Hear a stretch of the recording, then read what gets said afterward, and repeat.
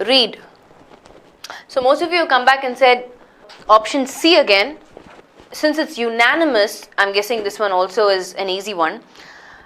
Let's read. Arithmetic, writes the historian Eric Hobsbawm, was the fundamental tool of the Industrial Revolution. The value of an enterprise was determined by the operation of addition and subtraction, the difference between buying price and selling price, between revenue and cost, between investment and return. Clearly, every feeling must last some time, and while it lasts, it may be more or less accurate and intense. Okay. This seems like an easy one. The arithmetic worked its way into the discourse and analysis of politics and morals. The simple calculations of arithmetic could express the human condition. Moreover, the English philosopher Jeremy Bentham proposed that pleasure and pain could be expressed as quantities, and pleasure minus pain was a measure of happiness. For the most part, all of you have said C, right? So, quickly, for at least the people, majority of you who came back and said C, right? Can you tell me, there's a repeat word, right, throughout the context, or at least there is a sentence that is explaining or relating to that repeat word. What's the word? What's the clue word for us from the context? What's the clue word? Somebody, easy one, tell me what the clue word is, right? Arithmetic, right? This is not only a repeat word, but if I look at the context, right, if I look at the context, I have something which is explained, right? This is also explaining addition and subtraction, right? To do something to do with arithmetic. Yeah? And what is the C doing? C is talking about some feeling. Every feeling must last some time, and while it lasts, it may be more or less accurate and intense. Clearly, this is the odd one out, right? Without a doubt. Like, you don't even have to break your head. Why is the confusion between B and D? Now, this example is a classic example of repeat word or phrases. Tying in the central message or the main idea of what the passage is talking about. So, a question pattern like this is pretty easy, because I always say this, wherever you have to apply the strategy of repeat word or phrases, which forms logical links and connects, that's the most easiest one, if that is the strategy out of context. But otherwise, like the first question that we saw in this pattern was slightly difficult. Why? Because we are so tuned to thinking sentence A is the topic sentence. We are so tuned to not asking questions to form logical connects. We're always looking for repeat words or phrases. So, the remaining two questions were relatively easier, right?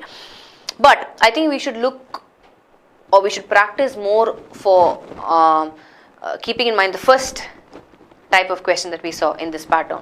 I think that's where the challenge is. Most of you are not able to, because again, you're not able to relate or understand the context. This one's pretty easy to understand. Yeah, so there shouldn't be any doubt in a question pattern like this. Even if you don't have the repeat word or phrase, I'm just saying there will be some other words complementing that repeat word.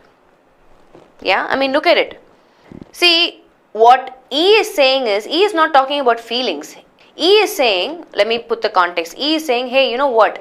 We can even look at as quantities, which means it is still referring to the simple calculations of arithmetic could express the human condition.